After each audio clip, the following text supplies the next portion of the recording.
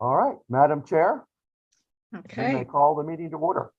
All right. Well, this is exciting, and I'd like to call the meeting of MARBIDCO to order today. What are we? February 7th. And thank everyone for participating. I hope we have a very successful meeting. Thank you, Madam Chair. The next item on the agenda is the introduction of the folks in the meeting. And we have a couple of new members, including none other than the Secretary of Agriculture designee, Kevin Addix. So I think what we'll do is just go around the horn and have the members and staff introduce themselves. We have Dr. Jinhee Kim from the University of Maryland Extension, who's also a brand new board member. And so we want to welcome her as well. And then Dr. Addix has agreed to make some opening remarks. We look forward to hearing from the Secretary of Agriculture. He had a very successful hearing before the Senate Exec Noms Committee last night, as did our colleague Sarah O'Haron, who had her reappointment hearing before Exec Noms last night. And I didn't stay to the end. Charlotte, did they approve all the nominees? Yes, all except for number 13, but they Yeah, who was approved all. absent. So, Yeah. yeah. Yep, they've All right. forwarded on for Thursday. All right. Well, congratulations, Sarah and Mr. Secretary. So with no further ado, I'm going to call you out just to speed things along. Mark Krebs. Yes, Mark Krebs is here. And yes, I have a neck brace on. I had neck surgery 2 weeks ago, so don't be scared. We hope you're recovering well. What do you do, Mark? I am the Executive Vice President, Chief Financial Officer of Farmers and Merchants Bank. Very good. Well, we're glad you're recovering well. Thank you. Baron Rogers. Yes, good morning, everyone. Baron Rogers, I'm the coordinator for the Small Farm Program at the University of Maryland Eastern Shore. Great. John Jastrzemski. John Jastrzemski, Professor Emeritus, Forestry. I represent forest industry. I work for the Davey Tree Expert Company, headquartered in Virginia, but I reside in Maryland and have resided in Maryland for almost 35 years. Great. Don Darnell. I'm the Executive Director of the Maryland Food Center Authority, and glad to be here. Glad to see you. Charlotte. Good morning, Charlotte Davis, Executive Director of the Rural Maryland Council. Very good. Doug Lipton. Good morning, Doug Lipton. I'm Professor Emeritus in Department of Ag and Resource Economics at University of Maryland and currently the Senior Scientist for Economics for NOAA Fisheries. Great to see you, Doug. Wayne. Morning, Wayne Richard. I'm the Regional Vice President of Ag Lending for Horizon Farm Credit, located on the Eastern Shore of Maryland. And our chair, Mary Shank Creek. Hi, I'm a dairy farmer, Palmyra Farm in Hagerstown, Maryland, which is in Washington County.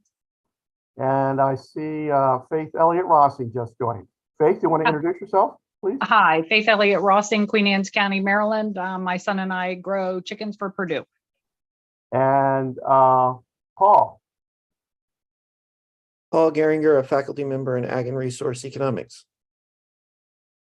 And let me introduce the staff and then we'll introduce the secretary. Allison, you want to say hello to the group? Yes, hello everyone. Allison Rowe, Financial Programs Officer. Stacy? Stacy Kobasic, Senior Programs Manager. Tina?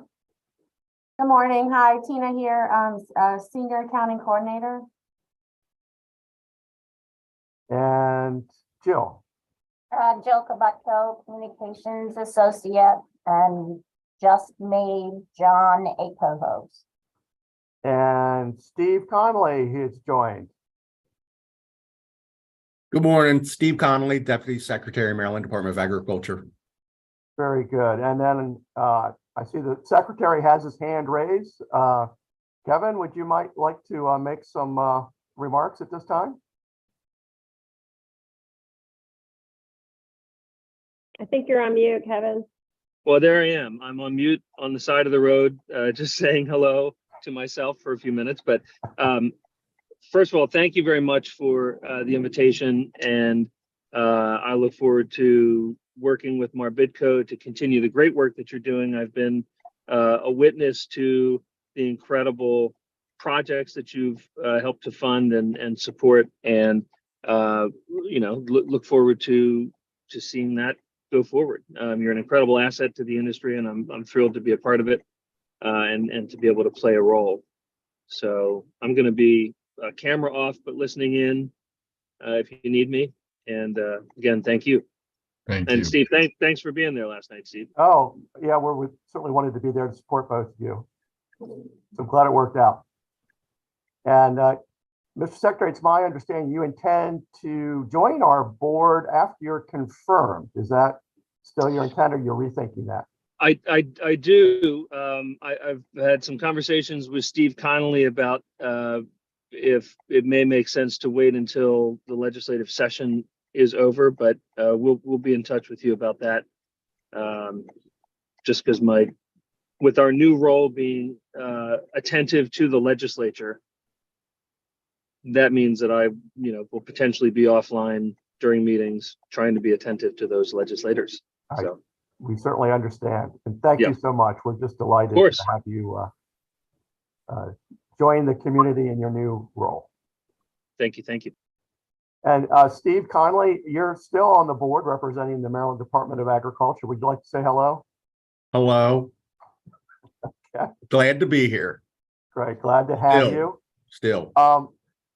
Stacy is going to call the roll. She's just going to read out who she's got, make sure she's got everybody. If you could just say here after I read your name, and let me start. Mary Shankreet. Here. John Darnell. Here. Charlotte Davis. Here. Faith Elliott Rossing.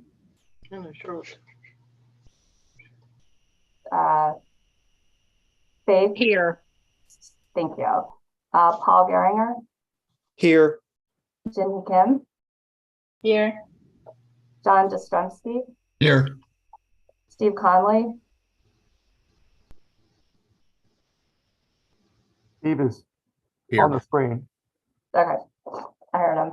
Here. Mark Krebs. Here. Doug Lipton. Here. Sarah O'Haron. Here. Wayne Richard. Here. Darren Rogers. Here. And did I miss any board members? Okay. We have a quorum, Madam Chair. Would you Okay. like to take over? Although I do see that Mark Krebs has his hand up. Mark, is that intentional? No, sir, that was not intentional. Very good. Madam Chair, back to you. Okay, well, thank you all for being here, and let's move forward. We have a lot to cover. Next item on the agenda is approval of the prior meeting minutes. We can take a few minutes to look those over, or we can entertain a motion to move forward.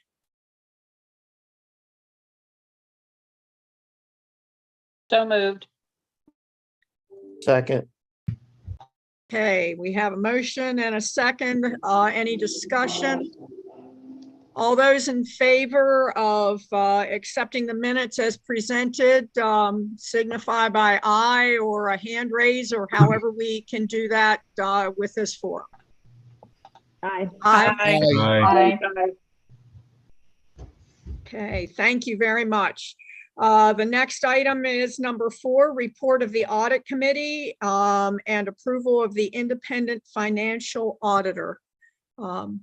I believe, Steve, that you would take over for that part. Sure, and I'm going to defer to the members of the committee. The committee this year consisted of yourself, Madam Chair, Mark Krebs, and John Jastrzemski. The committee members met with our outside auditors and with Lindsay and Associates. I'll defer to the committee members to make any comments that they would like to offer at this time. This is Mark Krebs. I think it was another good audit with no issues. So it was a very quick easy discussion. Very Yeah, good. And I'm we want always- to thank Tina Wilkins, especially for her very good work in managing the audit process on our end. She always does an excellent I'm job. always pleased, this is John speaking, I'm always pleased with how efficient, but also how diagnostic the audit is. I mean, I know it has to be, but it really is a credit to this organization. Very good. Madam Chair, every 3 years, we have to rebid our outside independent audit services. And we sent out an RFP to 13 Maryland firms in early December. And we received one response by the January 31st deadline. And the respondent is our current auditor, Lindsay and Associates. I'm pleased to tell you that the proposal suggests rerunning their current contract and pricing. Tina, you want to very, very quickly tell us what those numbers are for the 3 years? Do you have that in front of you? If not, it was in an email that I sent you. Yeah, I think it was $12,060 and then an additional $3,060 for the federal single audit if needed in the next 2 fiscal years, and then it went up a little bit in fiscal 2025. So no increase in pricing from the prior contract is what's being proposed. And in case you're curious, we've only needed a federal audit during one of the last 3 years. So, Madam Chair, unless there are questions, I think we need a motion to approve the proposal from Lindsay and Associates. Okay, do we hear that motion, please? So moved. Mark Krebs, so moved. Second? Sarah Heron, I'll second. All right, any discussion? If not, then we go ahead and we'll vote to approve the audit committee report and the acceptance of having our current auditor continue in that position. All those in favor say aye. Aye. Aye. Opposed? Okay, motion carries. Thank you. All right, the next item is reports and action on any budgetary and legislative items. All right, well, let me start with MARBIDCO's operating budget. We're 58% through the fiscal year, in case you were wondering. Income is coming in very much as projected, maybe a little short on loan principal repayment, but that's a response, I think, to the fact that the loans that we have booked currently are carrying interest rates that are lower than what's currently available in the marketplace. You'll recall in prior years, with the very low interest rate environment, many of our loans were paying off early. In fact, we normally can expect somewhere between $500,000 to $1 million a year in early loan repayments ahead of schedule. During the last 4 fiscal years, not including this year, we ran nearly $7 million above that early repayment expectation. So we had been budgeting those funds, projecting out as we look towards self-sufficiency, but I think we'll be back to a more normal principal repayment scenario in this fiscal year. So all of our state appropriations have been collected, and we're looking to be good on the operating income side as well. In terms of our operating income, we have just over $934,000, or 66% of what we projected to come in during this fiscal year. So we're in good shape on the operating income side of the ledger as well. In terms of expenditures, in terms of administrative and office operations, everything is basically what you would expect. And then in terms of programmatic expenditures, just looking broadly, you'll note that the core loan programs are running at 60% of what we had budgeted, including our reserve for that. We're just shy of $6 million currently in that category. And then as you look down in terms of the other categories of programmatic expenditure, we're at 35% for specialty loans, 31% for specialty grants, only 6% for core program grants. Not exactly sure why, especially in the county cost share program, we haven't received more applications this year. I know some are coming, but that was sort of interesting to me. And then the next generation program is running at 30% of the $3.8 million budgeted.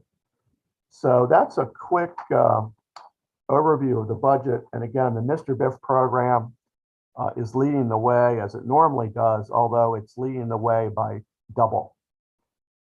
In doing the analysis of the calendar year activity that we always do in preparation for our annual meeting,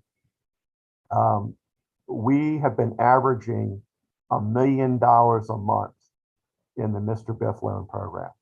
That's double what we normally project in that program. And the reason for that is probably fairly obvious to you. Commercial interest rates are very much higher than they have been for several years. The average commercial loan rate today is probably running around 8.5% to 9%. So there are agricultural and rural businesses out there that really need to take advantage of the lower interest rate in our Mr. Biff program. We're at 3 3/4 to start today in that program, as I think most of you know. So I think with what the Federal Reserve is doing with continuing to raise their short-term rates, I think it's going to be a while before market rates come down. So I think we're looking for this trend to probably remain for the balance of the calendar year. I'll defer to the commercial lending experts on the board, Mark and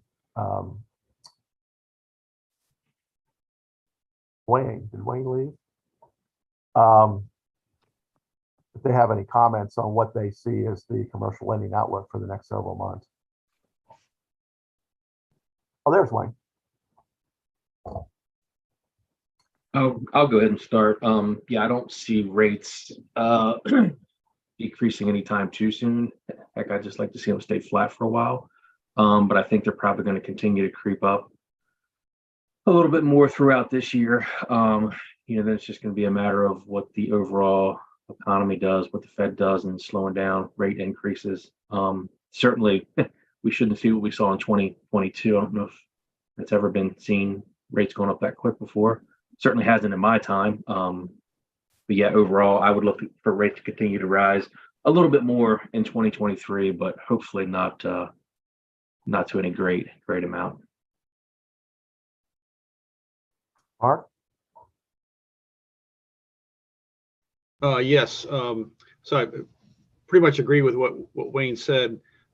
One of the odd things, and you've probably heard this in the news, is that the yield curve is extremely inverted, which means the short-term rates are much higher than some of the long-term rates.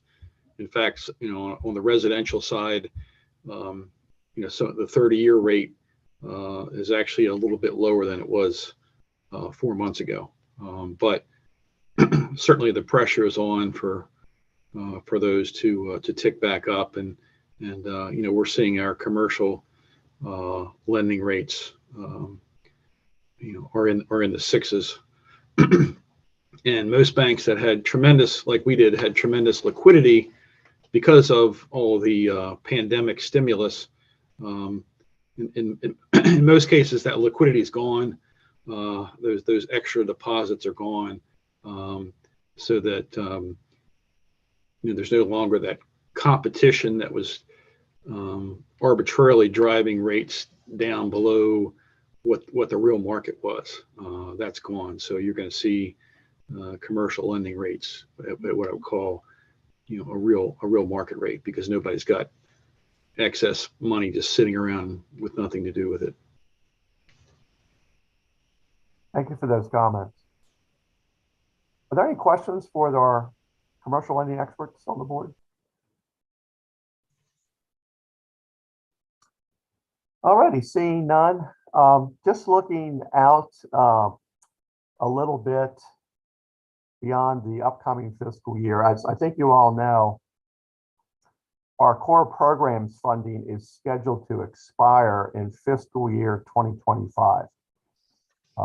We currently have $2.3 million in the budget for that in fiscal 23. The governor has placed another $2.3 million in the budget for fiscal 24, and he's required to do so again in fiscal 25. The statute requires us to be self-sustaining after fiscal 25. And up until the last few weeks, I have been projecting that we will be on track to do that, principally because we were carrying $6 to $7 million in extra core program funding on our books, which we could spread out over succeeding several years after the money runs out, as it were, for the core program. Given that our core program lending, and principally in the Mr. Biff program, is running double what we have been anticipating, and I think we can anticipate this continuing for at least the rest of this fiscal year, if not into the next fiscal year, I think we're going to have to make a request to the General Assembly. But there's good news in that regard, and let me speak to that right now. The governor did introduce his budget a couple of weeks ago, and just a very quick summary of the governor's budget spending plan. All in, it's a almost $63 billion plan, including about $27 billion of general funds. That's where the MARBIDCO funding comes from. And there's also additional special and federal funds in the budget. The budget is overall a little bit less than last year. Obviously, federal money is starting to come down a little bit, and general fund revenues are expected to come down a little bit as well from the prior year. But it's a balanced budget. You've been reading in the news about $5 billion extra is available in the budget. The governor is fully funding the rainy day fund and is making some other allocations towards public education and other infrastructure and other activities, approaching $1 billion in his FY24 budget plan, which would leave the rainy day fund fully funded as required at 10% of general fund revenues, or about $2 billion. So, or $2.5 billion, I should say. In terms of MARBIDCO, there are a number of items in our over $15 million line item in the budget bill. I mentioned the $2.3 billion for the core programs. There's the $435,000 for the Certified Local Farm Enterprise Aggregation Grant Program, and that will continue for another year as well, along with our core funding. Legislation passed last year accelerating the final 4 years of $2.5 million per year of Next Generation program funding. The Great Maryland Outdoors Act essentially reprogrammed several years of program open space repayment money into a single allocation to be included in the fiscal 24 budget. So we now have $10 million in the Next Generation program line as included in the governor's budget. I'll speak more about that in a second. The legislature passed legislation creating the Maryland Waterman's Micro Loan Program last year, which we launched in July. I think it's gone quite well. We have another $500,000 of funding for that program, and that program funding will continue for another 2 fiscal years. There's funding of $500,000 for livestock processing support in the upcoming budget, as well as in the current FY23 budget. So we have $1 million for that as well. If you add the 2 years together, we've not expended any of those funds, and I'll talk about why in a minute. I'm pleased to tell you we have another $500,000 in the Maryland Wood Products Industry Equity Investment Fund program. So pleased to see that. And finally, legislation passed last year, giving MARBIDCO yet another new program to manage, and that's the Oyster Shucking House Loan Program. And we have $1 million in that program as well in the governor's FY24 budget. So all in all, a very good budget. I know some of you will be interested what other money was in the budget for things that you have been following. There's $300,000 rather than $100,000 for the Maryland Market Money Program through MDA's Farms and Families Grant Program. So good news there. Legislation passed last year that we supported that, mandated that. The Rural Maryland Council is fully funded at over $9.1 million in both its Rural Prosperity Investment Fund as well as the MERDAF program. So good work, Charlotte. And then SMATIC is fully funded at just over $900,000. And it has mandated spending of around $900,000 for the next 2 years, I believe. So that's an overview of how the budget benefits MARBIDCO. And again, we're very pleased that the governor has included all these resources for us. I noted earlier the concern about self-sufficiency and the need to fund the Mr. Biff program and potentially its replacement program, which we're going to talk about later. And we have $10 million in the Next Gen program, which, as you can probably guess, we're not going to spend all in the next year or even 2 or 3. It was 4 years worth of funding, and we're carrying probably an extra year of funding in the fund right now. So my recommendation to you is that we approach the General Assembly to ask that they allow us to use up to $6 million of the $10 million in Next Generation program in our core loan program activity. Those are the collateralized loans that we make in the core loan program. And that will leave us, taking all $6 million, that will leave us with $4 million for Next Gen on top of what we have and what we're not expected to use this year. So I think we could reasonably expect to have 3 more years of Next Generation program funding based on how that program has been utilized since its inception. And so I think that's a prudent thing to do. The legislature can very easily do that with a budget amendment, I believe. And so I would look for any questions on that.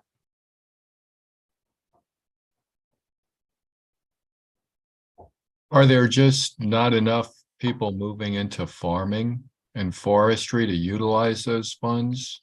Or is it a matter of advertisement?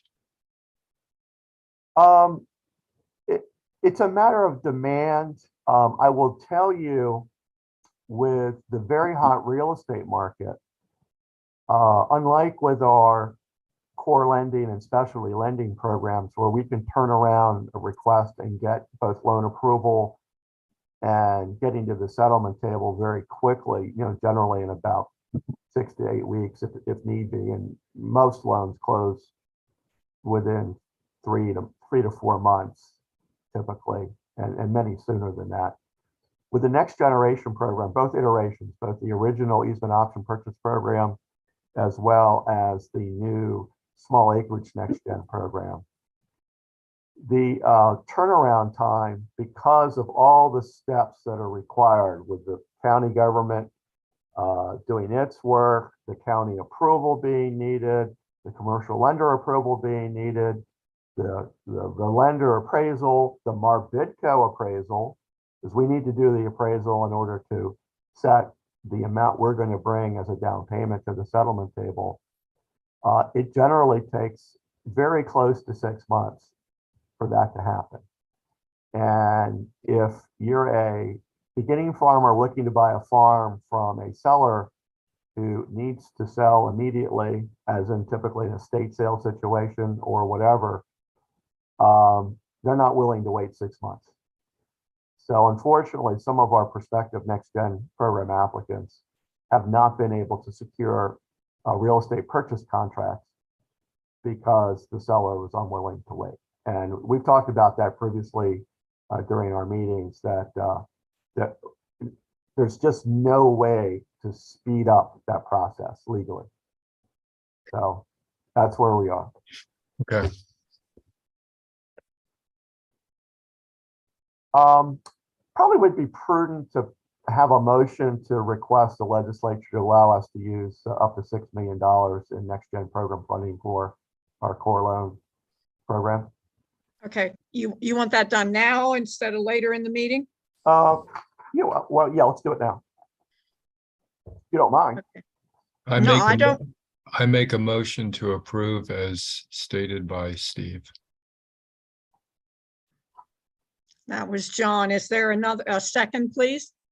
I'll second. Okay, any further discussion, any questions for Steve to make sure we understand what this is about? Okay, I hear none. Let's move to a vote then. All those in favor, say aye. Aye. Aye. Thank you. Opposed? Okay, the motion carries. Thank you very much. Okay, moving on then to some legislative items of interest. Many of you will recall that last year we supported legislation, it was House Bill 1216, to establish a statewide version of the Urban Ag Grant Program. And we worked hard on that. There was a major effort made last year from a lot of interim work that we co-led to find ways to better support urban agriculture in the state.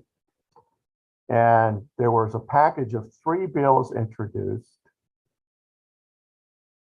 The first bill, actually, which passed, actually requires the state beginning in 2024 to fund 2 new positions at the University of Maryland Extension dedicated to urban agriculture. So that legislation passed, and that funding is in the 24 budget. Another measure was introduced as part of that package that creates an urban ag water and power infrastructure grant program at the Maryland Department of Agriculture. That program is funded at $500,000 a year for 4 fiscal years beginning in fiscal 24. That program is being administered by the Maryland Department of Agriculture, and they're working hard on launching that and other programs relative to support for urban ag. And I should make the observation, since the last session, MDA staff, especially the resource conservation staff, has done a tremendous job at reaching out to small and urban farmers and in designing programs that benefit both small and urban farmers in a way that has never been done before. And I really want to commend Kevin and Steve, your team at MDA, because they have just done a phenomenal job. There was a third bill that almost passed last year in that package, which creates an urban ag grant fund, expanding a program that is on the books currently, related or pertaining only to Baltimore City. That program is unfunded, but the legislation last year and the bill this year would expand that program on a statewide basis. And as I mentioned, the bill passed the House and passed through the Senate committee, and it died on the Senate floor on the last night of the session last year for one of its final votes. So the bill's been reintroduced by Delegate Wells, And the bill hearing is actually tomorrow. And since we had a position of support previously on the bill, I actually have submitted written testimony in favor of the bill with amendments to be recommended by MDA. And we'll be testifying tomorrow in support of that bill, given your previous posture on it. I'll be happy to take a question about that bill or move on to the next two.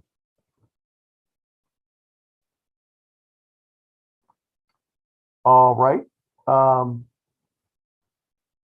Other legislation has been introduced, Senate Bill 386 and its House counterpart, which I am looking for right now,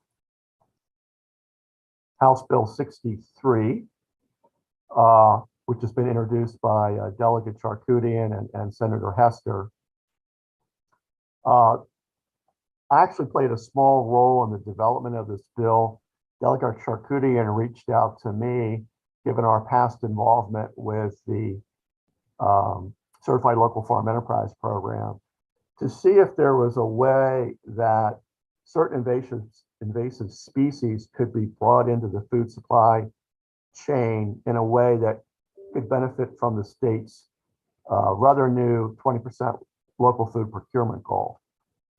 So I put her in touch with not only the NDA folks, which she's had a long relationship with, but colleagues at the Department of Natural Resources, our former board member, Matt Fleming, and some of his team, to see if there was a way that a bill could be drafted so that certain invasive species, and most particularly the blue catfish, which is just decimating the Chesapeake Bay fisheries right now.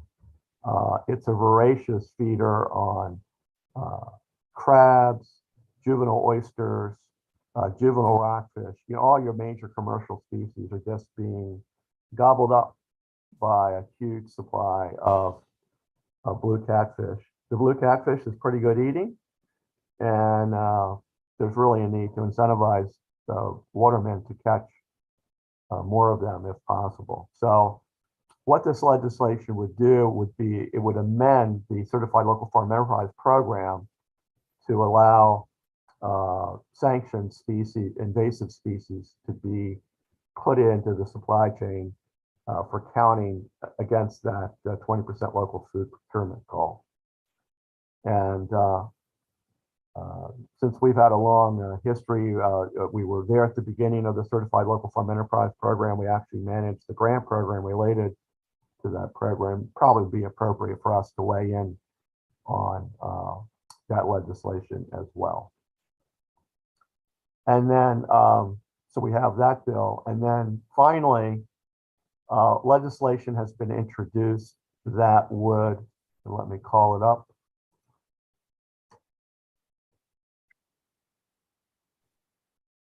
that would establish a women and minority-owned shellfish aquaculture enterprise fund. The legislation is being introduced by Senator Kathy Klassmeyer. She was the principal sponsor last year of the Maryland Watermen's Microloan Fund program.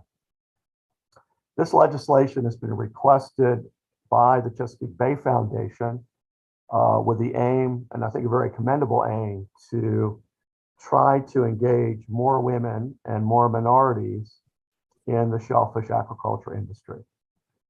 And so I think this is something we can work on. The bill is introduced is probably not practical, and it's certainly unconstitutional the way it's drafted. The Attorney General's office has advised that the bill would run afoul of the Equal Protection Clause of the 14th Amendment of the U.S. Constitution. So it's constitutionally insufficient in its current structure, but I think it could be amended to make it constitutionally sufficient by adding in small business, and they've done this previously with other efforts. So that could be rectified. The structure of the loan program would require us to make up to $50,000 loans on a certain basis at 0% interest. Presumably, the loans would be fully amortizing from day one, which I think is a huge problem. And so they're essentially, so the design is not really workable or practical. You could do this in two ways, assuming you resolve the constitutional problem, which, as I mentioned, I think we can do. You could provide the funding as grants. And of course, this isn't stated in the bill, but I would offer an amendment to disallow any of our current applicants or current program participants from benefiting in this new money. This money is designed to encourage new entrants into oyster farming. So you could deal with this in one of two ways. You could deploy these funds as grants, which would be fairly straightforward to do. Or you could set up a revolving loan program, which I think is what they're trying to do here, but actually set it up in a way where it would not almost certainly fail. And we have a structure for that with the existing shellfish aquaculture financing program, where we make a loan that features interest-only payments for the first 3 years, which is about the time it takes to grow a market-size oyster if you're using a bottom culture farming method. And then the loan amortizes for somewhere between 2 and 4 years or thereafter. So with the current program, it's 3% interest only for 3 years. Payments are made quarterly, and then the loan amortizes thereafter at a rate of around 5.5%, as I recall. And the amortization period is based on what kind of equipment was purchased, whether was it seed and shell, which is consumed almost immediately, or was it tangible equipment, which would have a longer useful life. And we've funded 85 of such projects, give or take, so far. I think as a revolving loan program, this program could work in a similar way. It's intent of the Bay Foundation that the cost of the funds to be borrowed would be very low. So I think we could accommodate that at a rate of 1%. And the reason to charge an interest rate, and let me step back, I think we would need to structure it in a similar way where there's a period of interest only payments, and then the loan would amortize over an appropriate period of time thereafter. I think we would need to have some relationship with the borrower during the interest only period. So we would need to charge a very modest interest rate. And I might suggest 1% for that. And we could also charge a modest interest rate during the amortization period as well. Obviously, charging such a low interest rate means that we would have to use some of the allocation to this program, and CBF is requiring the governor to put $1 million in the fiscal 2025 budget for this purpose. And the legislation provides for us to recover our costs of administering the program from that appropriation of funds. I think the structure I just laid out would be a better way to approach this. In addition, as you all may know from those of you that have been on the board for a while, with our specialty lending programs, where we're making unsecured loans, we have had terrific success in getting loan repayments when we promise to forgive a portion of the principal balance due after a certain period of successfully making those repayments. And with the regular shellfish aquaculture program, for first-time borrowers, we actually forgive 40% of the principal balance if the borrower makes their payments. And for repeat customers, they can get up 25% principal reduction. So I would propose that we put a similar structure in place of about a 25% principal reduction, which would mirror what we do with another specialty loan program, the remote setting aquaculture loan program, as well as the Southern Maryland Fund for agriculture, which is funded by SMATIC. So So with this particular bill, my recommendation would be to support the bill with amendments to make the bill both constitutionally sufficient and to structure the bill in a way where we could actually implement it. So we have 3 bills before you. The first bill we're already supporting, but you might want to ratify that decision. And then we have the 2 other bills, the Certified Local Farm Enterprise Invasive Species Bill, which my recommendation would be to support, as well as the proposed Small Minority and Women-Owned Shellfish Aquaculture Enterprise Fund is how I would rename it, with amendments to make the program workable. So happy to take any questions about any of those 3 bills, and probably especially the last one.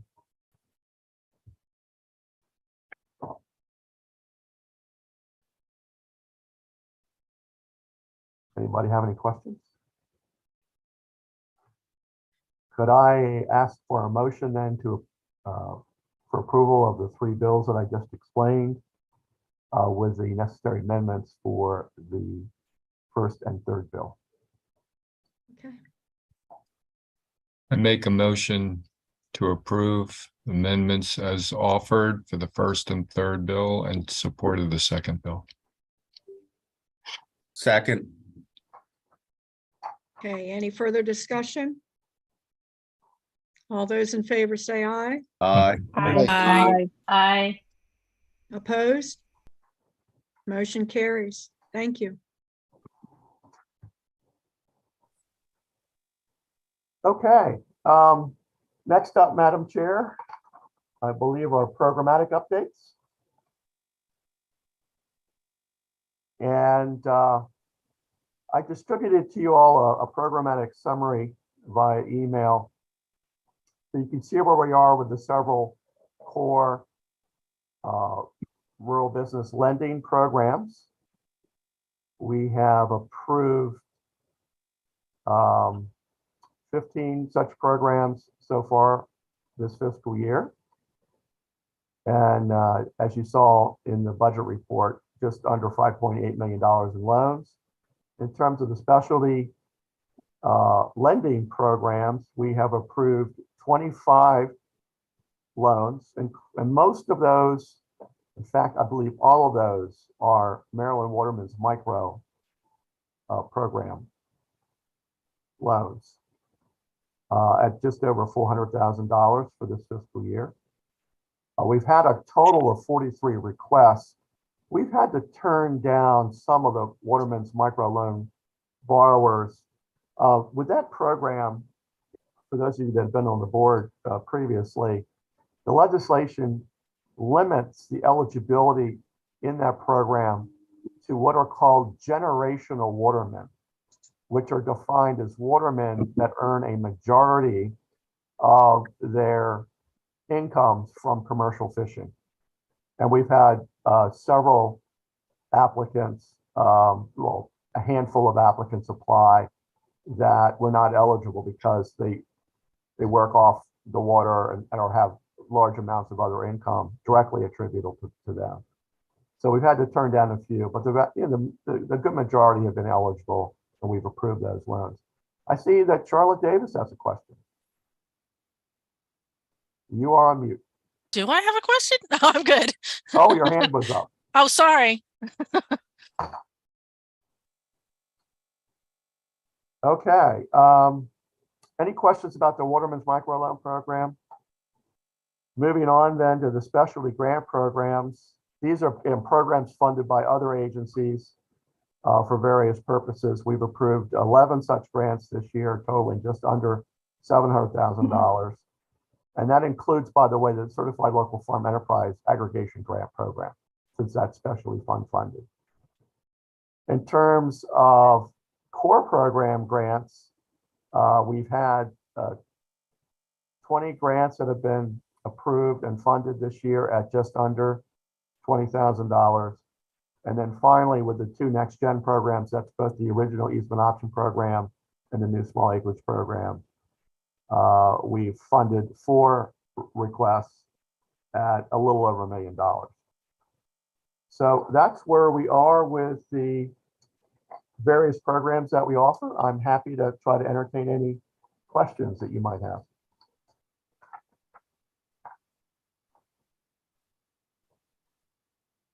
All right, very good. Well, Madam Chair, at this time, I think you can move on to the project acceptance report. Okay, I think, so we're looking to, We need a motion Accept- to accept the project acceptance report, which you all received. okay, all I right, should- I'm sorry, I'm understanding now, I've got it. All right, yes, we need a motion to accept all of the projects that we have worked on and completed in the past year. I guess actually it's in the last quarter because we've already accepted some previously in our board meetings. So is there a motion for that? John, are you making the motion? Or do you have a question? This is Sarah. I'll make the motion. Thank you, Sarah. I'll second, Charlotte. Thank you. Any discussion? All those in favor of accepting all of the projects that we have accepted and completed, signify by saying aye, please. Aye. Aye. Opposed? Motion carries.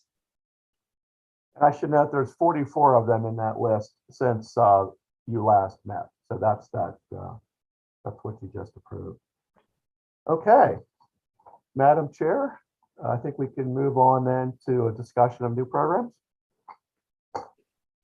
Yes, please. All right.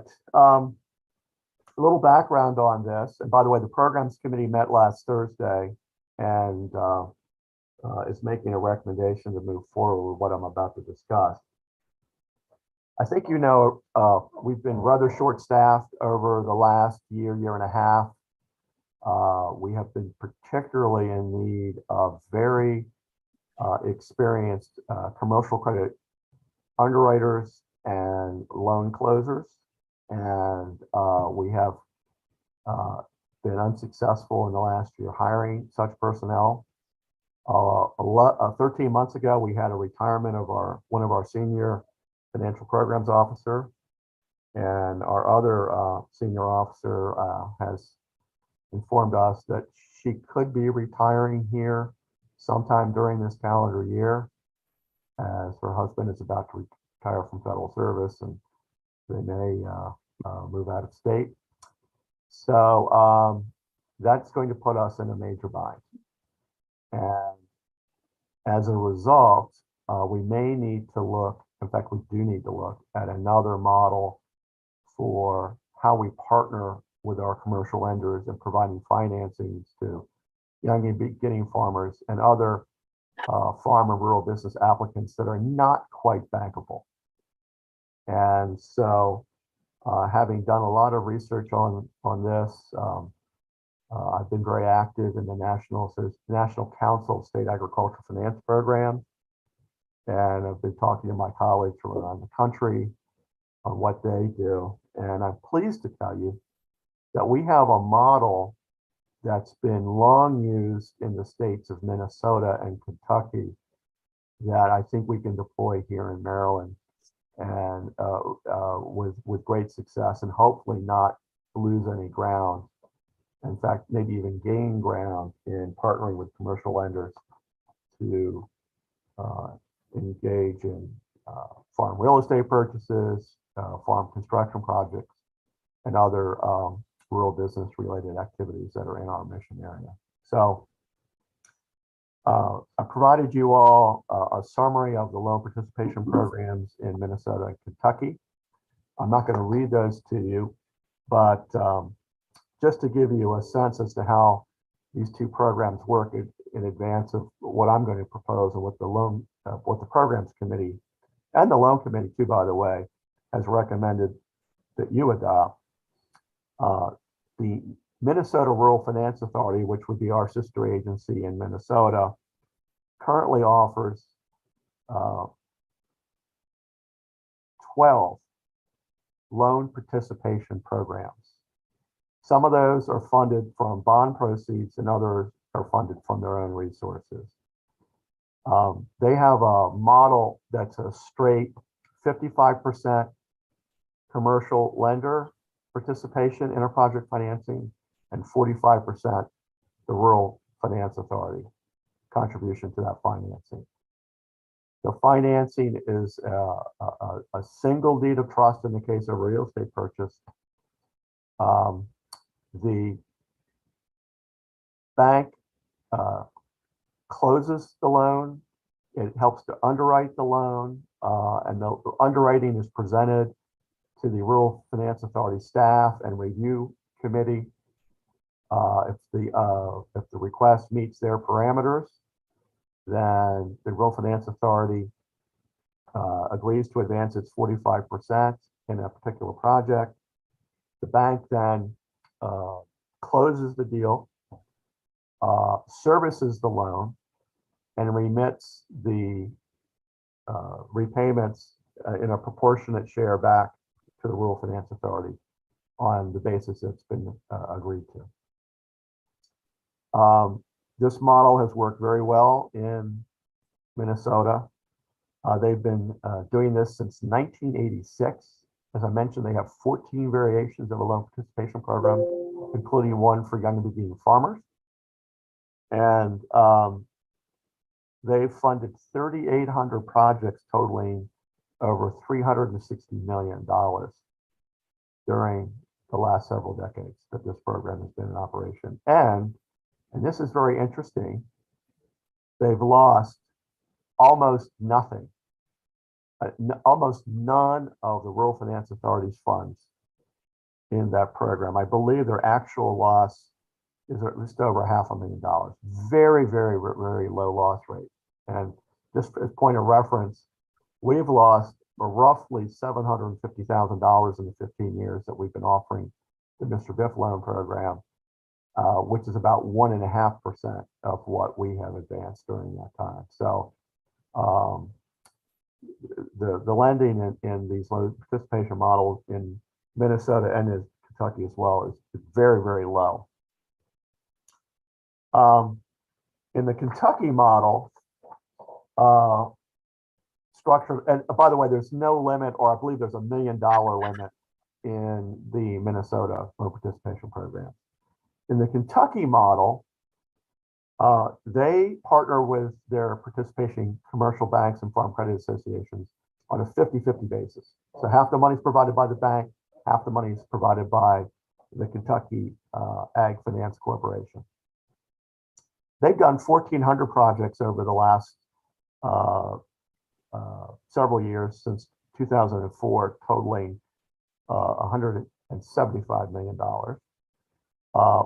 503 of them have been for young and beginning farmers, and 205 have been for other kinds of projects. They actually have 5 programs in Kentucky using this model. One is for large animal vets, one is for young beginning farmers, one is for value-added processing activities, and then there's a couple of others. And they've also had a very, very successful experience with their loan participation model.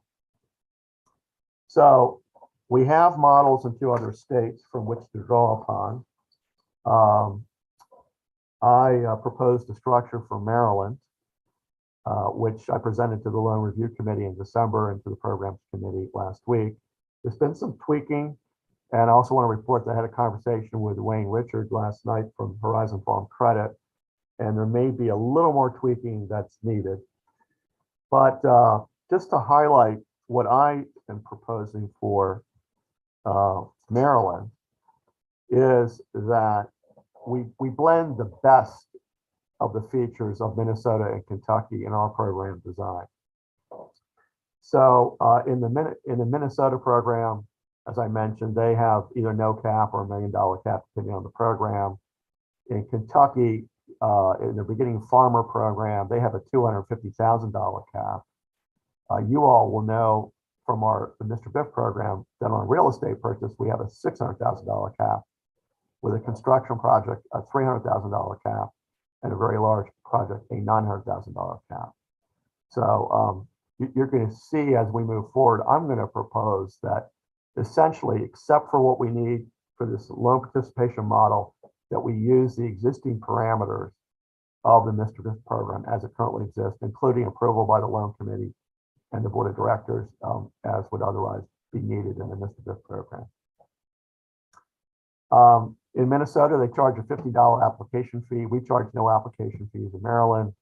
In Kentucky, they allow they allow, as part of the program, the commercial lender to charge a 75 basis point loan servicing fee, which is not a feature of the Minnesota program. So I'm suggesting we lean more towards the Minnesota program in that regard. Currently in our Mr. Biff program, we charge a 1% loan origination fee, 1% of the loan amount we're advancing. I'm going to propose that MARBIDCO charge no loan origination fee and no application fee. As part of our structure, there wouldn't be a loan servicing fee, although the commercial lender could certainly charge a servicing fee as an option if they wanted. And also, the lender is going to do whatever it does. If it wants to charge loan origination fees, an interest rate that will work for them that's not usurious, that would certainly be permitted in the design that we've put forward for you to review. The typical Mr. Biff loan structure mirrors what the commercial lender is doing anyway. So let's say it's a real estate purchase with a 25-year amortization. In that circumstance, the lender makes a loan, we make a direct loan currently. So there's 2 deeds of trust and 2 loan notes on that real estate purchase. And our funding matures or balloons at the end of the 10th year. So whatever the principal balance is at the end of the 10th year, they're required to repay us. And the theory for that is, we're an economic development finance agency. So we're giving that borrower 10 years to get well established. And then hopefully they're commercially bankable by then, and they can refinance the balance either with the partnering lender or with another bank. And we're just now past the 10-year mark with several of the early loans that we did. And we've seen about a 50-50, I'm guessing, rate of success with that. We've had to keep a couple of those 10-year, or maybe more than a couple of those 10-year balloon notes, but a good majority, in fact, I would say a majority of those that have been ballooning have been able to refinance. So what I'm going to propose that we keep that.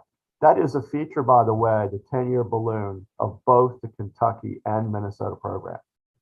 So we would be modeling not only our Mr. Biff program, but what they're doing in the 2 other states that have long used the loan participation model. We have in our current program a feature, if the amortization is just 15 years, we can go out 15 years. Initially, I was going to recommend we keep that, but for simplicity's sake, I'm going to recommend that we strike that and just stick with the 10-year balloon feature. So in discussion the other day, I should mention the interest rates first. Kentucky charges a flat 2% interest rate plus that 0.75% loan servicing fee opportunity. In Minnesota, they charge between 150 and 200 basis points over their cost of capital. Some of their loan participation programs are bond funded. I should also mention that FSA loan guarantees are used extensively in both programs. So when there's an FSA loan guarantee involved, a guarantee cannot be placed on a loan that is financed with tax-exempt debt because of arbitrage limitations. So unfortunately, we have all of our own resources. We don't need to borrow money, at least not yet, for this program. So that's not a concern immediately for us. So and Minnesota is charging about 4.5% today on its funds. With the FSA loan guarantees, and this is a feature that's not currently available in Maryland, but could be if we adopt the loan participation model, we could enter into an agreement, the State Ag Finance Authority, enter into an agreement with the USDA Farm Service Agency to have the loan guarantee fee waived for all eligible beginning farmers participating in our program with that requires a loan guarantee or would benefit from a loan guarantee with the lender and MARBIDCO. That's a feature that's not otherwise available, and it's really only available to state ag finance authorities. And so, again, if the applicant meets the eligibility criteria of FSA, we would have the opportunity to have that borrower not have to pay those extra costs associated with getting a loan guarantee. And the loan guarantee would cover the entire debt.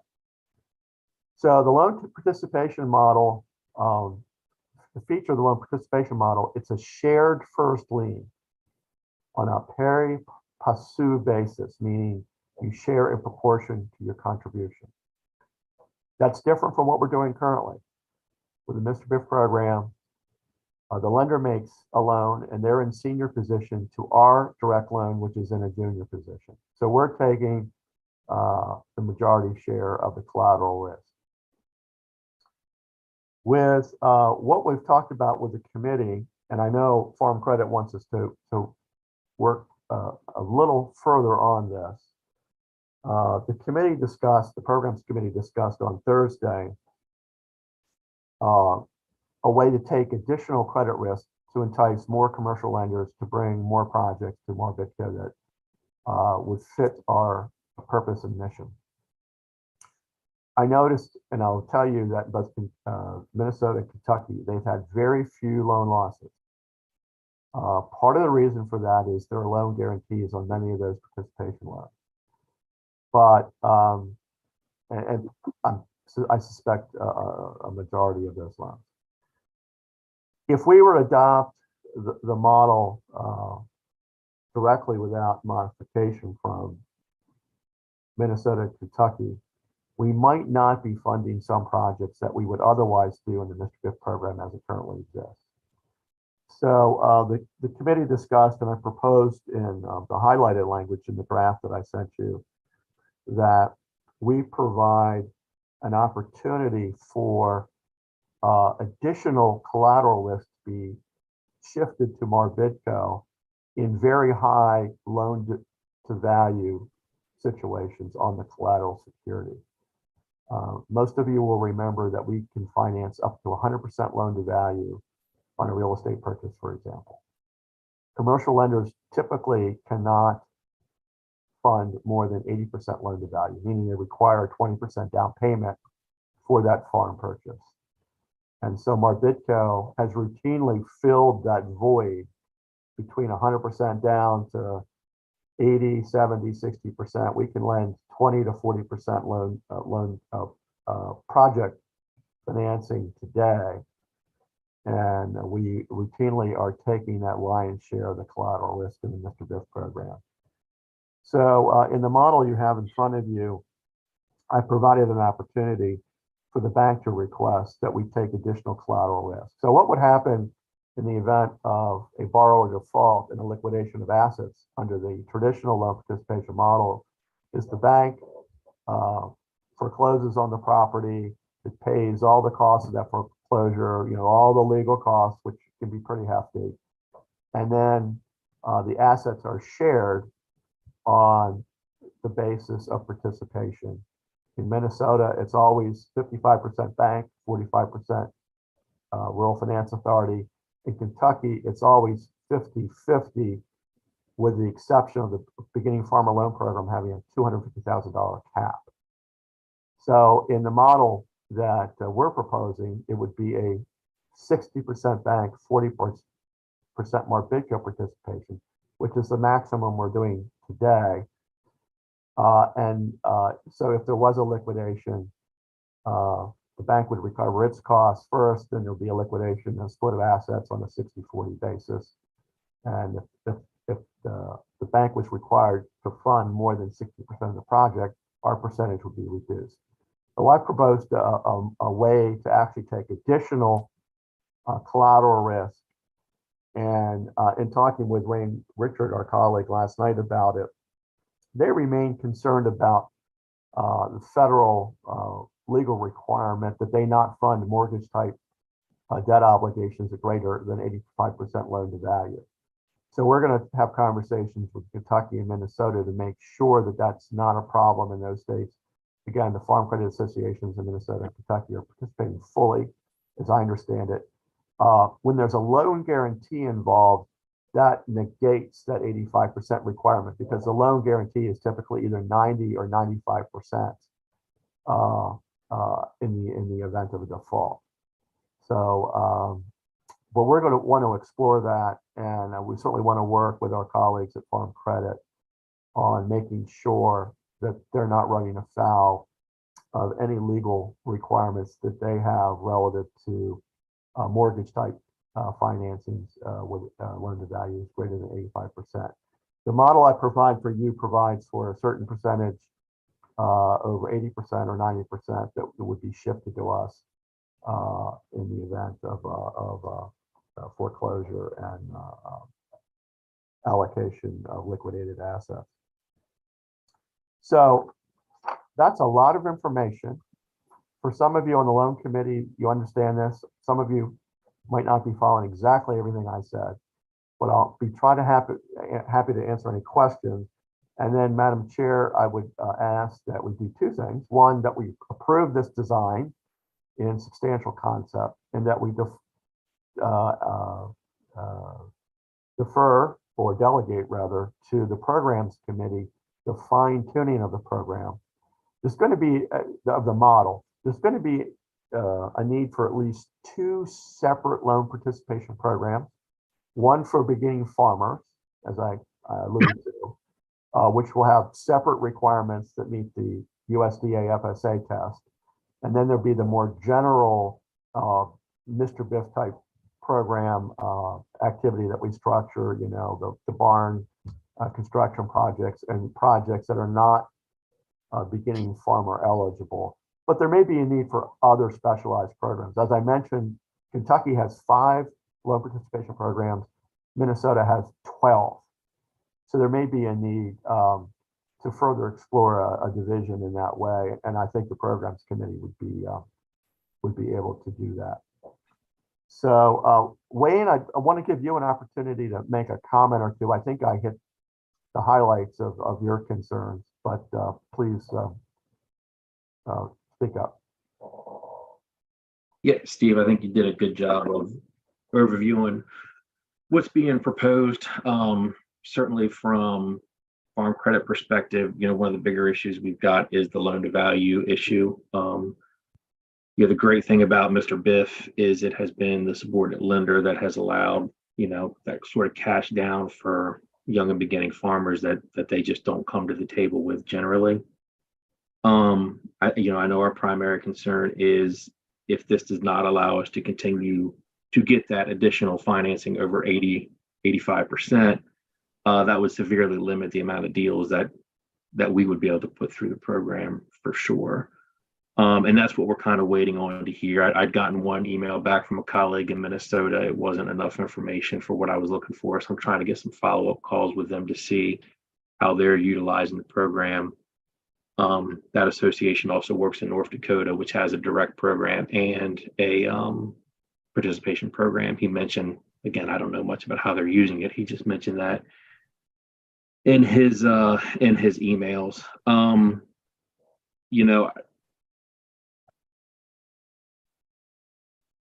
I think Mr. Biff's been very, very successful. I hate to see it leave without us necessarily having all the information that we can gather as to whether this participation program can replace it. I guess that would be my sort of primary concern on voting this today to put it through to replace the Mr. Biff program until we know everything we can get figured out on the participation deal.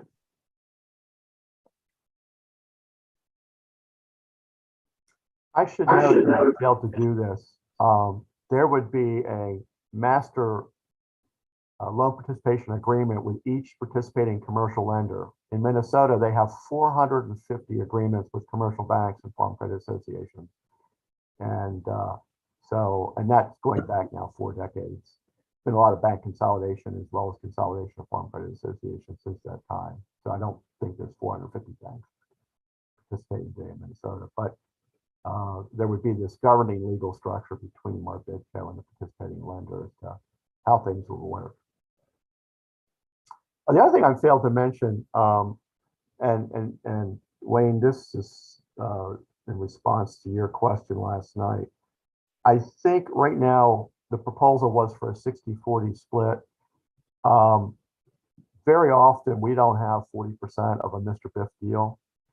And I certainly think we could consider in a standardized way so that we're not making things too complicated for the staff on both our end and the commercial bank, where the lender could request either a 60-40 split, a 70-30 split, or maybe even a 50-50 split. Maybe there's just so much risk in the deal, the commercial lender wants us to take half the deal. So I think that could be something we should and could consider, is providing a little more variation on what our percentage of the deal is. And I think that would probably help to get at some of Farm Credit's concerns as well. Does that make sense what I just said?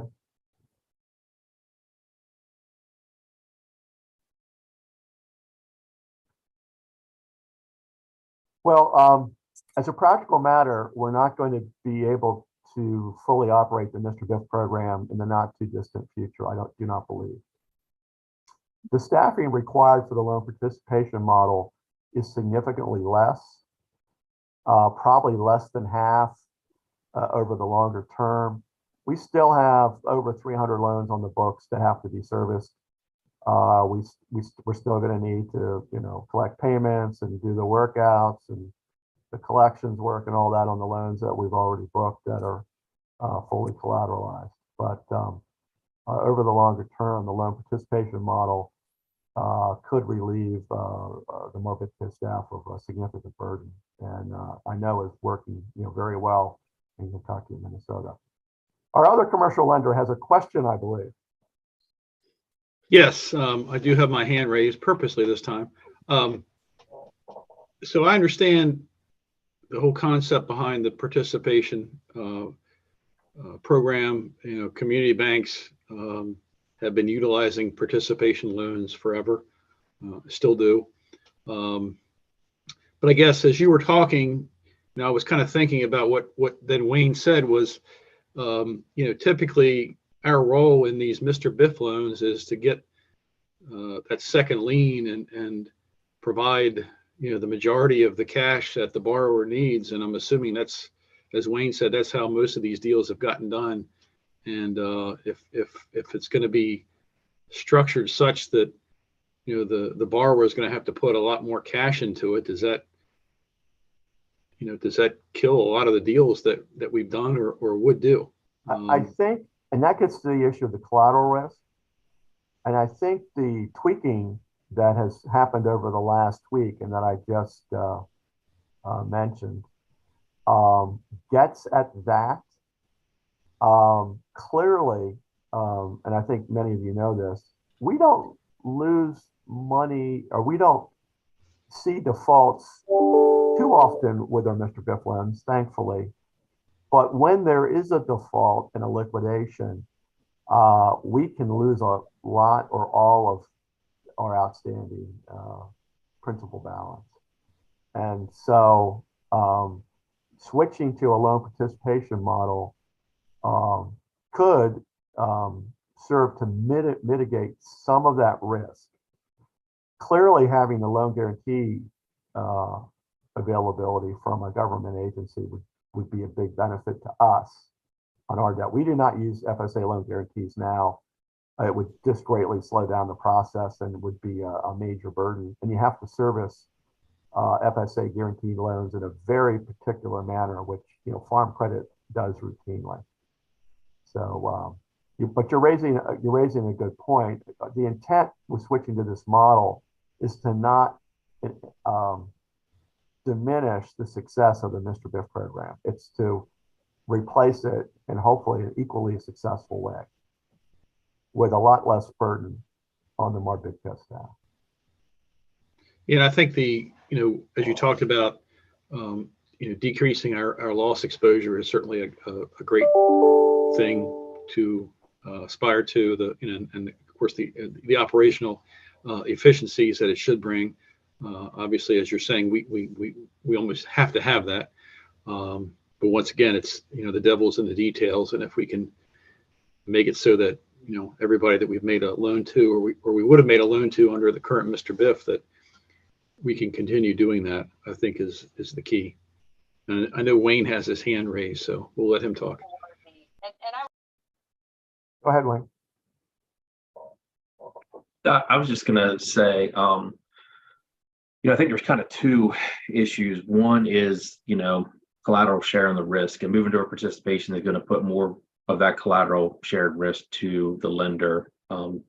That's, I think, is irregardless, because we're going to be sharing in some of that loss versus the other. So that's one side that Mark certainly brought up. But then again, I think we still got the issue of whether the customer is going to need to bring more cash down or not. And I think that's the real major question. I mean, obviously, we've got some heartburn over taking more collateral risk, but some of that, I don't think that would limit all the deals. That would just limit some deals. There'd be some deals we couldn't do before that we'll be able to do, this way.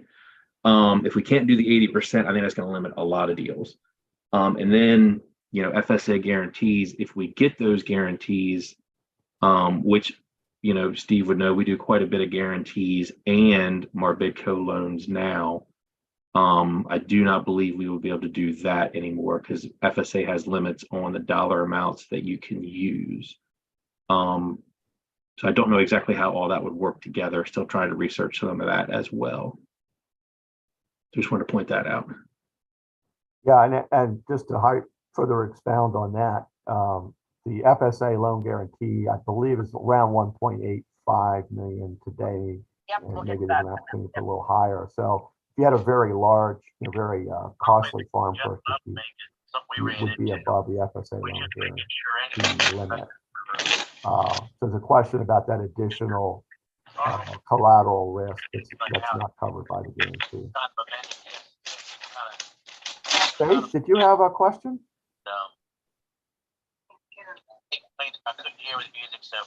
Faith may have unmuted herself accidentally. Well, I certainly think we need to do a little more work on this. We can, and I was going to recommend the programs committee keep working at it. We certainly can call a special board meeting. We're not scheduled to meet again until May, late May, probably. We can certainly schedule a special board meeting before then to take this up if we need to do that.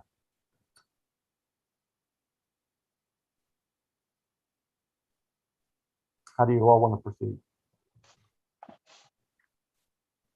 I would say my preference would be, let's do a little bit more research, make sure this is going to work the way you think it will, Steve, and then determine what to do from there. Because my thought would be is, if this isn't going to replace Mr. Biff the way that we all think it will, maybe we need to come up with a way to figure out how to keep Mr. Biff alive if this isn't going to work for it.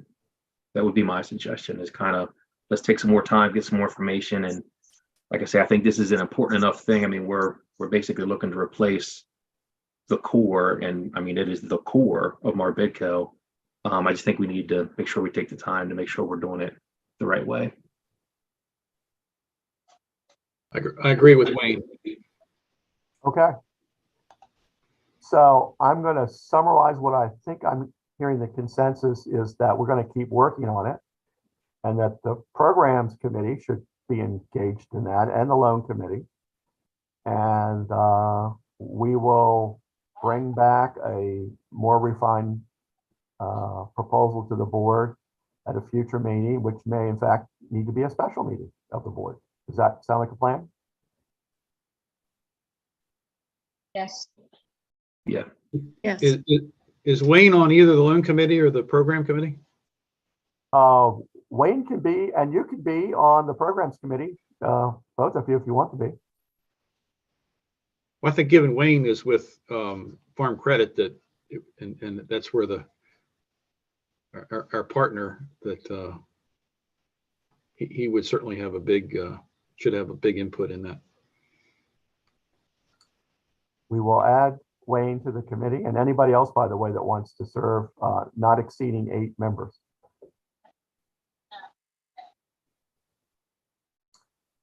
Okay. I think we have direction on that. Thank you very much. I know that was a lengthy discussion. Very briefly, as I mentioned at the near the beginning of the meeting, we have $1 million in the budget next year for a new oyster house shucking loan program. I just wanted to remind you of that, and we will be bringing a program design to you at the May board meeting on that. I don't have anything beyond that to report right now.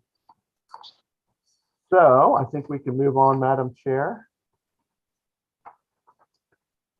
to the next item, which is an update on the 2 USDA grant applications.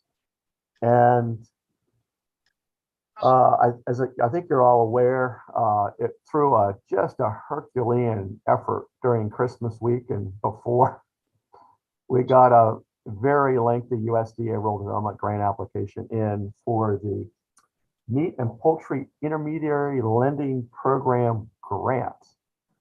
So our proposal was to seek $3.9 million from USDA Rural Development as a grant, matching $1.3 million from MARBIDCO to set up a special revolving loan fund targeted at increasing livestock processing capacity in the state. And included in that, and this is major, is the eligibility to fund blue catfish processing projects. Under federal law, catfish has to be USDA inspected. So they would be eligible, that kind of species processing would be eligible for a loan under this program. No word yet from USDA as to whether we've been approved or not. 2 of our sister ag finance authorities, one in North Carolina and the other, the Minnesota Authority, received $15 million grants back in July. But they were much further ahead of us in being ready to go during that first round. I would further like to make a suggestion that we have $1 million between this year and next year for livestock processing, that we use half of that money as equity incentive grants towards any loans that we make for livestock processing projects.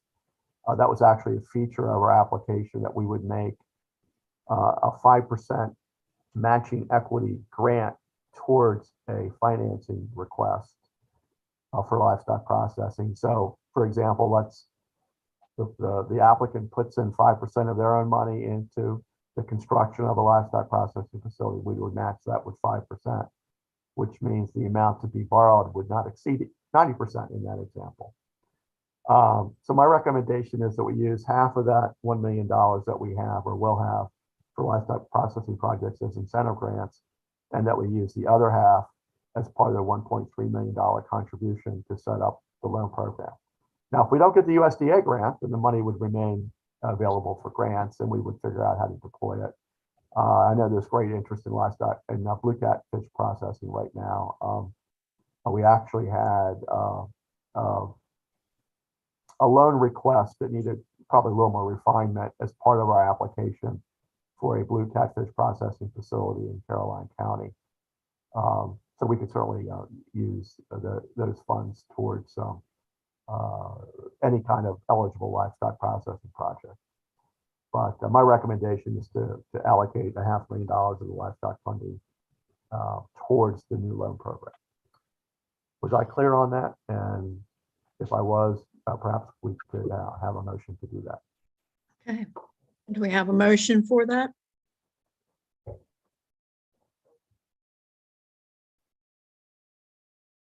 Motion to approve. Thank you, John. Is there a second for the motion? Doug Lipton, second. Okay. Thank you. Any further discussion? All those in favor, aye. Aye. Aye. Opposed? Okay, motion carried. We'll modify that program. Okay, thank you, Madam Chair. The other grant application we were a part of, I want to very quickly brief you on, was a $2.5 million USDA grant request that was submitted. It was a partnership grant submitted with the lead being Future Harvest CASA for the USDA's Increasing Small Farm Viability Through Capital and Land Access Grant Program. And we were worked into that grant for $350,000 to particularly work on the small farm access component for socially disadvantaged farmers in particular. And our funds were proposed to be deployed, and again, there's been no word as to whether this grant request has been approved, but if it is approved, we in our application, and you may remember this from communication last fall, would use half of that $350,000 to leverage up to $925,000 of our next gen program funds to help establish farm properties on less of 10 acres in urban suburban areas on properties where we could put a permanent conservation easement, which mirrors what we do with the next gen program. And we would be working with community land trusts in that example. So the land trust would be the owner of the land rather than an individual private owner. And the other half of the money would be used for private land ownership activities.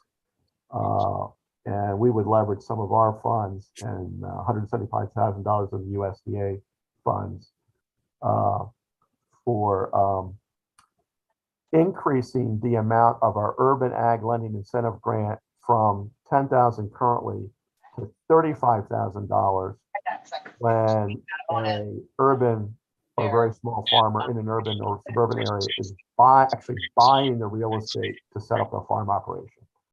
So there's two components: the private land ownership and then the community land trust ownership of farm property in urban areas is what we have proposed participating in. No word yet, but I just wanted to make you aware that we were working on that. All righty. Seeing no questions, Madam Chair, I will move on and provide a briefing about the Maryland Market Money Program and the new Farm Foundation. Yes, just to please. recap for the new members, we have been supporting the work of the Southern Maryland Ag Development Commission, SMATIC, which is a unit of the Tri-County Council of Southern Maryland. SMATIC actually has a 5-county jurisdiction, including Prince George's and Anne Arundel counties. SMATIC desired to take over the Maryland Market Money Program from the now defunct Maryland Farmers Market Association back right as the pandemic was starting. And because the Tri-County Council and SMATIC are not legally allowed to provide services statewide, they needed a financial intermediary organization with statewide capability, MARBIDCO, to step in and be the financial intermediary in any funds that would be coming from various sources for that program. So we've been involved in that for 2.5 years now. It's been going quite well. I think additional markets are being added with each season. I think they're up over 47 or 50 market access points now. And how the Maryland Market Money Program works is it can double or even triple the amount of funds used to buy fresh fruits and vegetables at farmers markets and farm stands by SNAP, WIC, and FNMP recipients. So it really stretches the food dollars for food insecure people in Maryland. So it's a great program, and we've had a major role in helping that to continue. But as we discussed beginning almost a year ago, we were not MARBIDCO as a state instrumentality without 501c3 IRS nonprofit organization status are not eligible to apply for certain USDA grant programs, nor do philanthropic organizations want to typically make grants to any organizations other than those that have 501c3 status. So we recognize the need to create a 501c3 organization. I'm very pleased after a tremendous amount of work over the last couple of months. We have the Farms and Food Access for Resilient Maryland Foundation established. That's called the Farm Foundation. We have a board of 5 members, which will soon be expanding.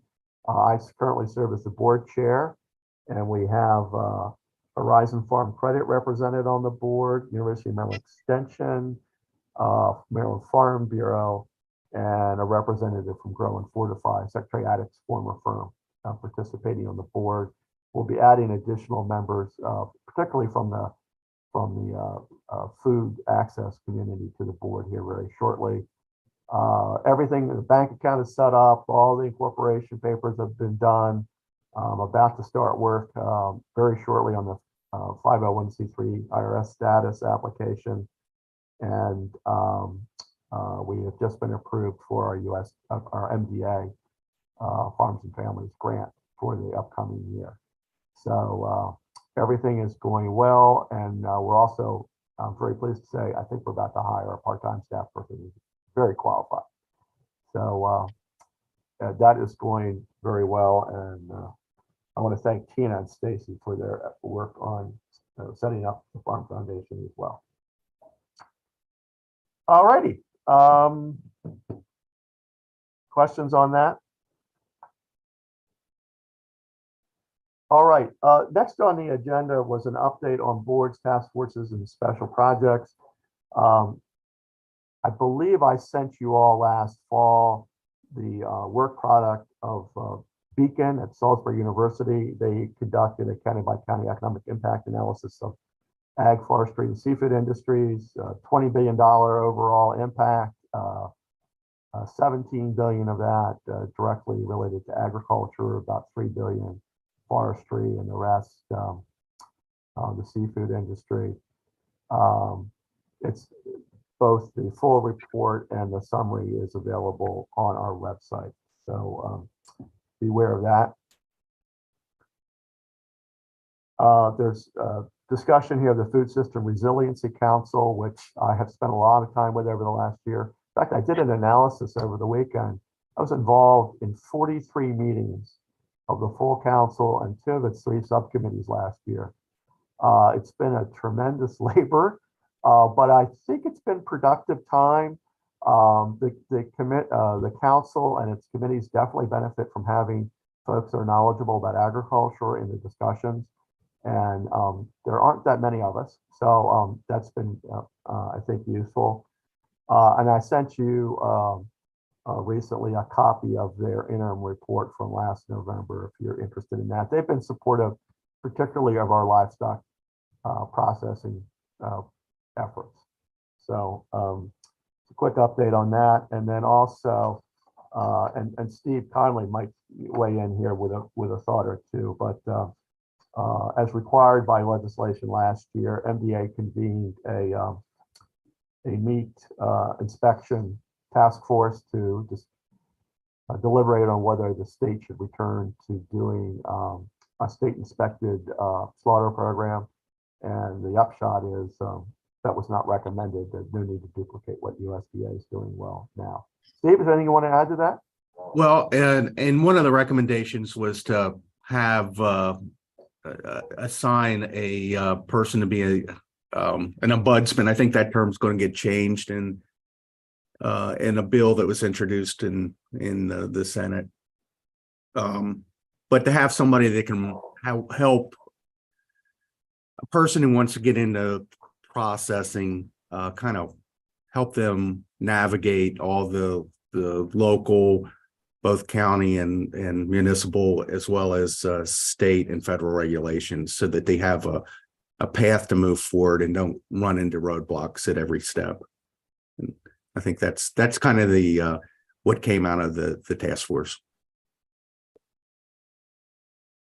Great. Any questions for Steve?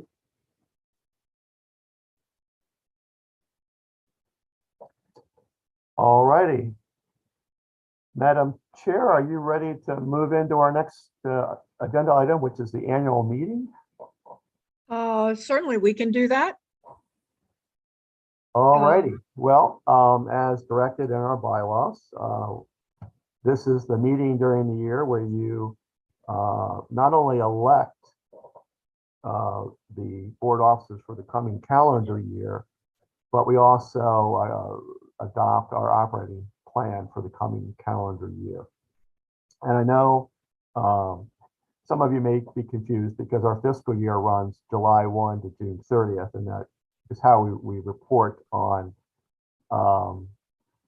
most of our programmatic activities and financial outcomes, et cetera. But this does provide an opportunity for us to take stock of where we are mid-year, and that's, I think, a useful exercise, even if it's a little bit of a burden on the staff to do that extra work. So at this time, I think we would want to have a report from the nominating committee, Madam Chair, and I believe Charlotte Davis is taking that assignment. Right. Charlotte? Yes, so I did outreach to our current officers and all have agreed to continue to serve. So thank you, Mary Creek, for your service and offer to continue, as well as John Jastrzemski as vice chair and Mark Krebs as our secretary treasurer. So I present those and move that we accept the board slate as presented for the coming fiscal year. Second. Okay, any discussion? Okay, all those in favor say aye, please. Aye. Opposed? Looks like the motion carries. Thank you, and thank you very much, Charlotte, for taking that on. Okay, and now moving on to adoption of the operating plan for the coming year. In preparation for that, you all received statistics of number of loans and grants processed, items related to post-loan closing activities, and so forth during the prior calendar year. I would be happy to take any questions about the calendar year activities or the accomplishments that we achieved during the calendar year as well. If there's any questions, I'll take those now. And seeing none,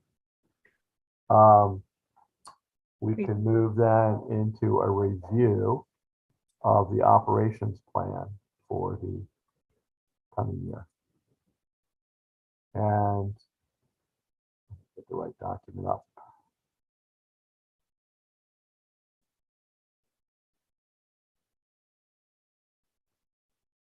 The calendar year plan references all the things that we're generally going to do anyway. So state budget preparation and advocacy, other resources development. Again, we're a financial intermediary that's very nimble and entrepreneurial. So not only are we relying on state government support, but we seek funds from local governments, other state agencies, federal agencies, and even from philanthropic organizations. So, you know, we do what we can to find resources to serve our mission. Obviously, we have to maintain certain relationships with banks and accountants and insurance companies.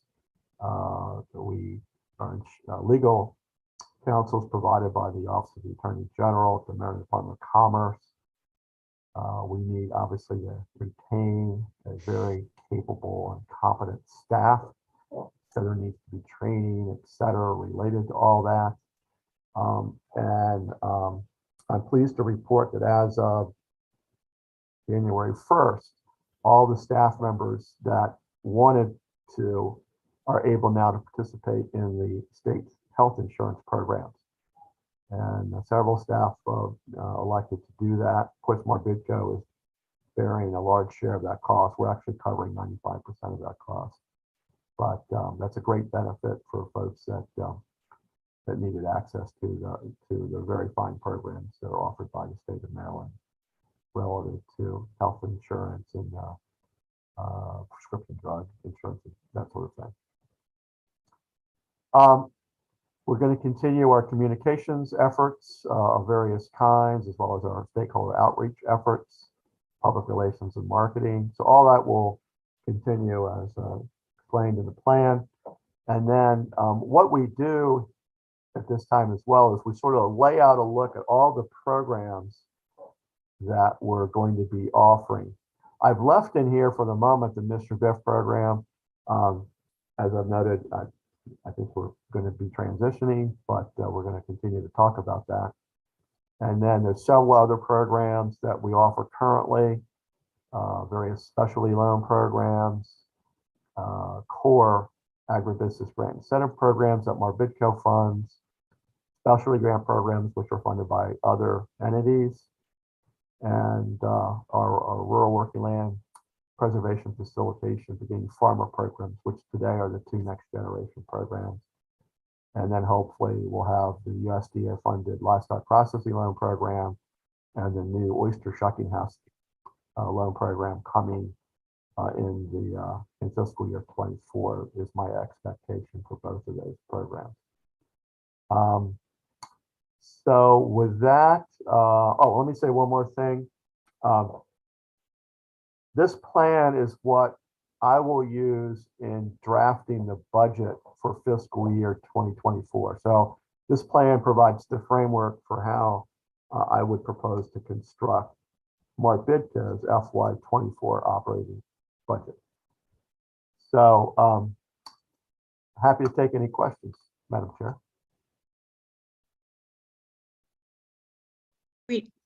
Do we need any kind of approval for this?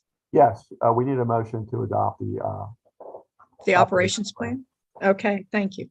Is there a motion to adopt the operations plan? So moved. Mark Krebs. Thank you. Second, John Jastrzemski. Thank you. Any more discussion? Any questions for Steve? If not, let's go ahead and vote. All those in favor say aye, please. Aye. Aye. Opposed? Motion carries. Looks like you're in business. Thank you. So we're near the end of our open meeting. I would propose that we do a doodle poll to find the best date for the next regular meeting, which would be in late May or early July typically. We may, as we discussed earlier, have to call a special meeting sooner than that to take up the situation with the loan participation model. So if everybody's good with that, I would recommend we just do a doodle poll to establish those meeting dates. And there's time here on the agenda for people to make announcements and whatnot. I think I was remiss, and I apologize to our newest board member Ginny Kim, for not letting her really introduce herself to us. Jenny, would you like to say hello to the group and tell us about your new role at University of Maryland Extension? Yes, thank you, Steve. Jenny Kim, Associate Dean of University of Maryland Extension. I've been with the University of Maryland Extension since 2000 in various roles, and then I started this new position in last October. So last almost 4 months. And Okay. thank you. Look forward to working with you all. Certainly welcome you. And at this time, are there any other items or any announcements that anybody would like to make before we go into the closed session? Hey, get out of there. Okay. So I think I'm looking then for a motion to move into closed session. So I will make the motion to move into closed session to consider matters that concern proposals for a business or industrial organization to locate, expand, or remain in the state, to consider the investment of public funds, to consult with staff, consultants, or other individuals about pending or potential litigation, and to discuss the performance and evaluation of an employee over whom this public body has jurisdiction, and to adjourn the meeting thereafter. Okay, thank you, Sarah. Is there a second? Second, Faith Rossing. Thank you, Faith. Any discussion, anything else that needs to be brought up before we go to this vote? Okay, all those in favor of the motion, say aye, please. Aye. Aye. Opposed? Motion carries. We're now in closed session. Thank you.